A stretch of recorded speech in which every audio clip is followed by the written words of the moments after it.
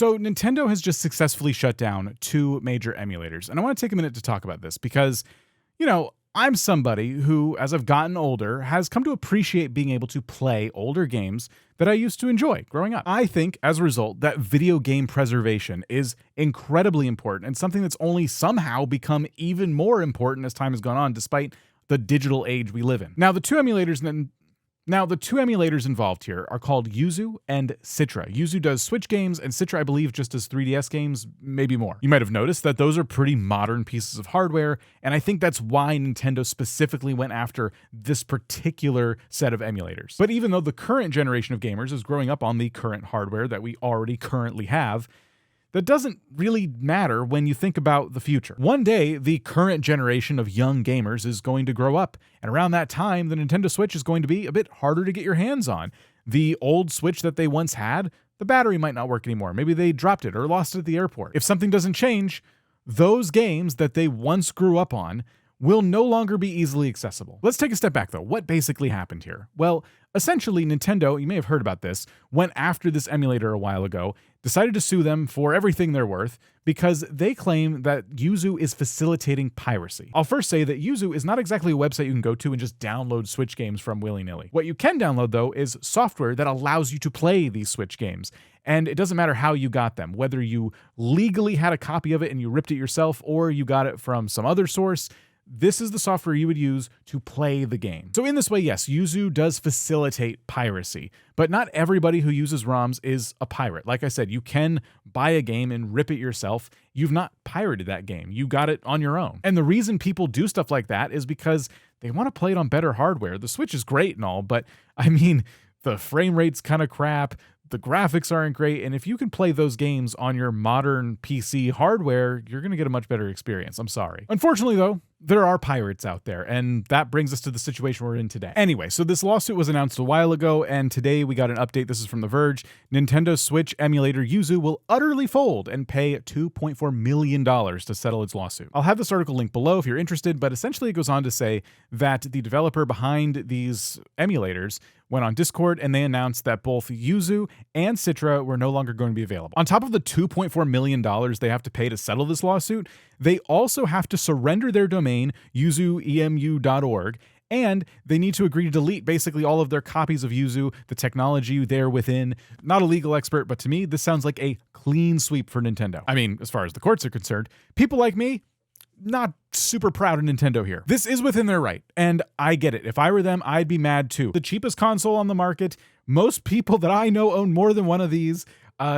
Maybe, people shouldn't have been emulating this in the first place, but here's why this kind of sucks. One day, your Nintendo Switch will perish. Whether it's the battery, whether you drop it on the concrete, whether you lose it in the airport, you will no longer have this console in fully working order one day. When that happens, those games could become incredibly difficult to play depending on Nintendo's next move. Generally speaking, with every new generation of system, we get at least one generation of backwards compatibility. The Wii U could play Wii games. The Wii could play GameCube games. The GameCube couldn't play N64 games. The N64 can't exactly take a Super Nintendo cartridge in it. So I would say the one generation of backwards compatibility is a relatively new thing, but as far as I'm concerned, there's no reason the Wii U shouldn't have been able to play GameCube games. The old DS could play Game Boy Advance games, but eventually they got rid of that slot when they upgraded to the 3DS, and so the 3DS can play DS games, but not the Game Boy Advance games. This one generation thing is like something they've stuck to for a long time. That means with the Switch 2 or whatever we end up getting next, you can expect that your Switch library should be available on the next piece of hardware. But what happens when we get to the next generation? Keep in mind, these cycles are generally about like 5 to 8 years or so. So, I mean, we're not too far off from whatever comes after the Switch 2. I'm just saying, I hope they do more to help me preserve my Switch library in the future, because as of right now, getting a hold of old games is spotty. I still have my entire Nintendo 64 collection, but I'm not plugging this into my modern TV. It looks like hot garbage. And as of right now, the Nintendo 64 is the newest console that Nintendo supports on their online subscription service. If you get I think the most expensive tier of Nintendo Online, you have access to this. And you can see all the different games here that they're featuring. This is the list of everything. Literally every single Nintendo 64 game that you can get your hands on the current Switch console is this. I have a handful of these games in physical form in my closet, but I have more than this too. And it's frustrating in this digital age when I know there are digital copies of these games out there on the internet. I can't play them on modern hardware. Now, if you want to emulate Nintendo 64 games, Nintendo hasn't gone after those emulators yet. They did go after Dolphin at one point because they were trying to put themselves on Steam, and they were successful. Dolphin did not end up on Steam, but we don't know if they're going to go after them for real in the future. Dolphin still exists. You just can't get it as easily. I think Dolphin is like the biggest emulator for GameCube games. And GameCube, as you saw, is not on this Nintendo Online subscription service. And that's really why I want to talk about this right now, because it's not about the modern emulators being shut down. It's about what this success means for the future of the other emulators that are doing a really good service by allowing you access to games that Nintendo certainly isn't giving you access to right now on their own. Could such a victory lead to Xbox and PlayStation going after the emulators of their software too? Piracy is bad, but the emulators themselves have always kind of fallen into a gray area.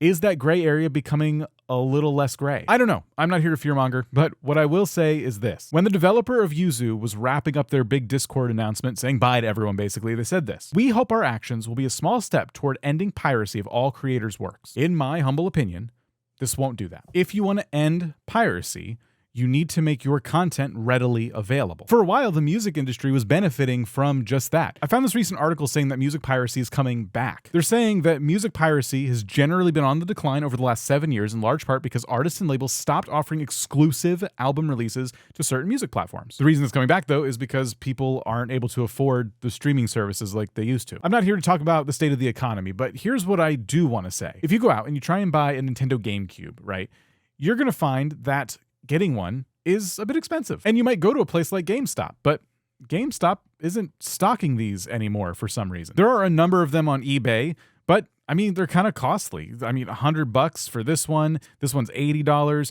You never know what kind of quality you're getting, so it's a bit of a risk. But okay, fine. You swallow the cost of that, and then you decide you want to buy the old Animal Crossing for GameCube, right? $84, $53, $50, $55, $60. I mean, $60 could get you New Horizons. GameStop has it for $40, but wait, no, they don't, because they're out of stock. I don't think piracy is the solution to this problem, but I certainly don't think that paying basically full retail price for a game that's 2 decades old is a good solution either. I don't know. Shutting down these emulators is not going to solve piracy. That's stupid. Maybe Yuzu and Citra shouldn't have existed in the first place. Fine. But if Nintendo is going to go to war with piracy, then they need to offer a good solution in exchange. Going forward, the Nintendo Switch library had better be accessible for the foreseeable future. I don't care how many console generations they make. I want the games that I have on here right now, those purchases, I want those to count in the future. We need alternative solutions to playing these older games because, like it or not, Nintendo, someone is going to want to pick up Mega Man 64 again. And right now, you're not really currently offering that in your lineup of games. They are fully within their right to go after these companies. But are they going to use that $2.4 million to invest a little bit in their digital offerings? Probably not. But anyway, I certainly hope they do. If you like this video, let me know. This was kind of a new format for me, sitting down and just talking about a story that I was passionate about. And, let me know in the comments how you feel about the video and just everything that's going on. I'll talk to you later.